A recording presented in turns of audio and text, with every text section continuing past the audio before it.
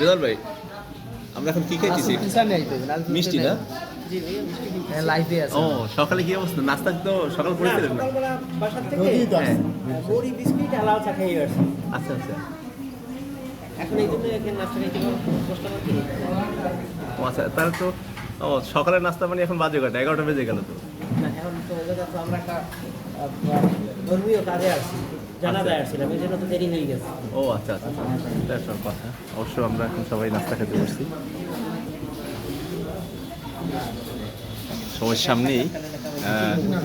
সবার সামনেই মিষ্টি এবং টক দই চলে আসছে।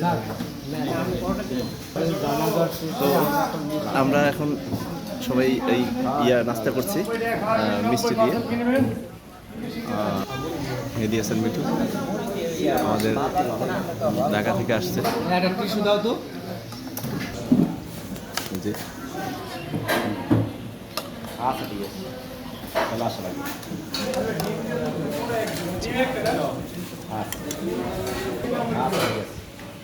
পরোটা একটা দিন